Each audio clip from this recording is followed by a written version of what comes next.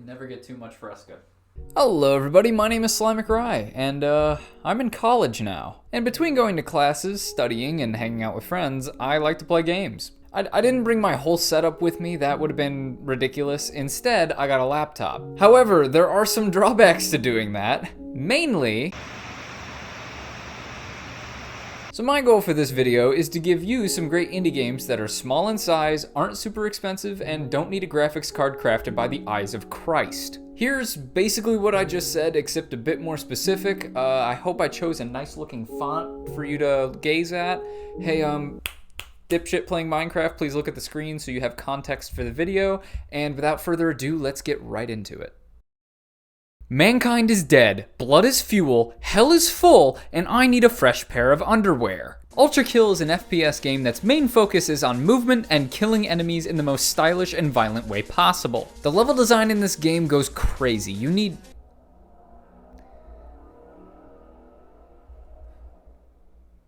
I hate it here sometimes. You go to so many different places that are just crafted perfectly for the gameplay. So many open areas, interesting enemies, challenging bosses, and secrets are all jammed into this game. Another thing to mention are the graphics, which are cool as hell. Everything just clicks for me when I look at the levels. Like, there's this desert one that I think is sick as hell, and then there's a new one that's like underwater, which is a bitch to play, but it's really cool to look at. Each level feels so unique from one another to the point that you have no clue where you're going next most of the time. All of the enemies in this game are designed to feel like they're from hell with like technological augments to them, which sounds a little bit overdone, but look at some of these guys. That's pretty freaking cool. Oh, and the soundtrack just goes unbelievably hard. Like, you'll just be playing through a level, and in the background, you'll just hear... And, can someone take me home? I'm frightened. Lastly, I want to touch on the gameplay. Movement is essential, and so is weapon variety, running, jumping, bee-hopping, crouch stomps, sliding, launching yourself around the stage. Projectiles are almost always flying at you in this game, so knowing how to traverse the stage effectively is paramount. However, so is switching around your weapons. Oftentimes, the distance between you and your target can change drastically because you gotta keep moving. So switching weapons and keeping up that flow of damage is the best way to ensure that you don't die. Oh, and remember earlier when I said blood is fuel? Well, I wasn't lying. You regain health when the enemies explode and you get soaked in their blood. This game is violent, it's a decent challenge, and it's generally just an all-around great game. It just got a big update which added new levels and honestly God knows what else. If you haven't played it already, it's worth every single penny. Do it.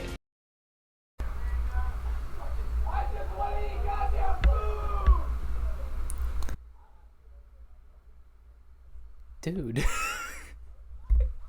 I don't know if y'all can hear that, but there are college people yelling outside my room.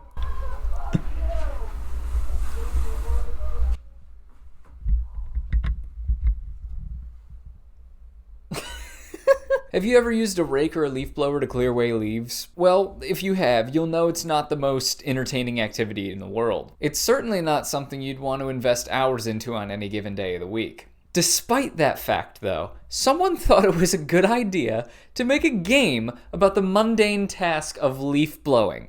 And so far, I have about 60 hours on it. Let's discuss. Leaf Blower Revolution is an idle game that consists of you picking up or blowing leaves off the screen. Like any idle game, you're able to purchase upgrades and make this process move faster and faster, whether it be spending your hard-earned leaves on upgrades or prestiging to get more permanent upgrades. And as you progress, you unlock even more things to collect and upgrade. I will say this, in the mid-game area it slows down a little bit because there are some grindy leaves that can be kind of annoying, and it requires more patience when you get to those areas. But at the same time, it's an idle game, so I guess you're expected to do nothing for some extended period of time. The reason I'm being vague about the progression aspect is because I don't want to spoil any of it for anyone, because a lot of the research I did on this game led me to a lot of spoiler warnings, which is a super interesting aspect of the idle game genre, which I didn't even consider before doing research for this video. Anyway, besides the base gameplay, there's a cool little story going on in the background. This comes courtesy of the lore book, titled The Leaf Blower's Journey. Let me tell y'all something. This book goes hard. Star Wars, Marvel, DC, Star Trek don't have shit compared to the Leaf Blower Revolution lore. From what I've read so far, it's a really cool descent into madness type story, and I'm kind of excited to unlock more of the lore just so I can keep reading the book. Seriously, I feel like I have barely scratched the surface of what the lore book has to offer. That being said, Leaf Blower Revolution is free to play with the option of purchasing a supporter pack. I love this game a lot, and I think you will too. On to the next one. Vampire Survivor is a roguelike that pits you up against a whole bunch of different kooky looking characters. You got bats, yetis, trees, terrorism, boogers, and a bunch more. There's lots of different things for you to unlock, like different areas, permanent upgrades, and characters. I've only unlocked one other area so far, but both the areas I have access to are nice to look at and fun to play on. The upgrades you get are stuff like increased damage, better defense, walking faster, and just general stuff like that. There's also a nice gallery of characters that you can unlock and play as. They each have different starting weapons that may or may not jive with your playstyle. For example, my favorite guy is Poe, because he's got garlic as his starting weapon, and I think it's incredibly useful early run to get quick XP. Besides that though, this game has really pretty sprite work. I love games that use pixel art styles because I think it's just super impressive, and this game definitely delivers on that. Even the title screen, man, look at that! It feels like a classic, tried and true video game. Same goes for the music and overall sound design. I really like how dramatic the soundtrack is, even though most of the time your guy is moving like maybe 2 miles per hour. When you're clicking through the menus too, the pitch just keeps going up and up and up as you click buttons, almost like you're building up to the action, which I think is a nice little touch. And dude, the level up noise. Yes. If you couldn't already tell, I really like this game. I play it in between classes all the time when I have nothing to do, and I think you should play it too. Gloom Grave is a dungeon crawler that consists of you trying to survive for as long as you can throughout a series of randomly generated floors. You can unlock different characters through doing challenges, and most of these can be done by really just playing the game. Throughout your romp through the dungeon, you collect different weapons, armor, food, potions, and skills. You use everything you've gathered up to fight various enemies that range from slimes, bats, skeletons, and a few others. The only thing I really don't like about this game is the movement, just because it's a little awkward and weird to click Q and E to turn left and right. I don't know, that's just personal preference, I think. Honestly, I don't have a lot to say about this game. It's rather basic, but I'm still having fun with it, so I figured I'd share it with you guys. If you got a few spare dollars laying around, I definitely recommend you give this game a try. I've saved one of my favorites for last. Ladies and gentlemen, may I introduce to you Cheesequest. A card game that's sort of like Inscription. Your main goals here are to strategize, sacrifice, and survive. You see, your opponent is going to try to attack all your food sources, so you need to protect your food with different animals that will fight for you. Or you can pull off what I like to call the clean place.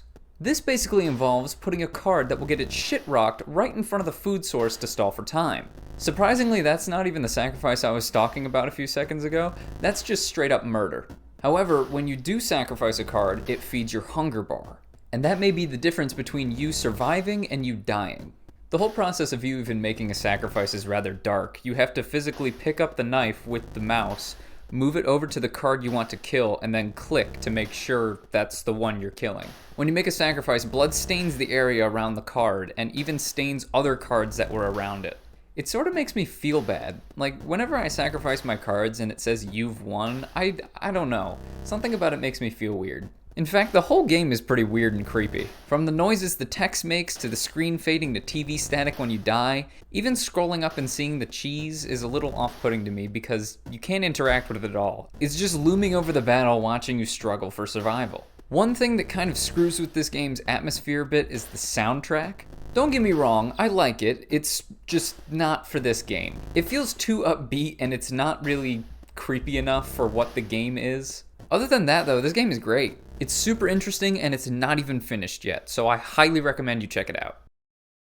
All the games on this list are still being updated and supported. In some cases, they aren't even finished yet. However, I've been able to glean some entertainment out of these games whilst waiting in between classes and sometimes when I'm just chilling out in my dorm. I figured it would be cool to bring attention to some indie games that I really hope will age like a fine wine. Anyway, if you try out any of these games and you enjoy them, please let me know in the comments, subscribe if you want to see more of my content, and leave a like on the video if you enjoyed. As always, have a great day.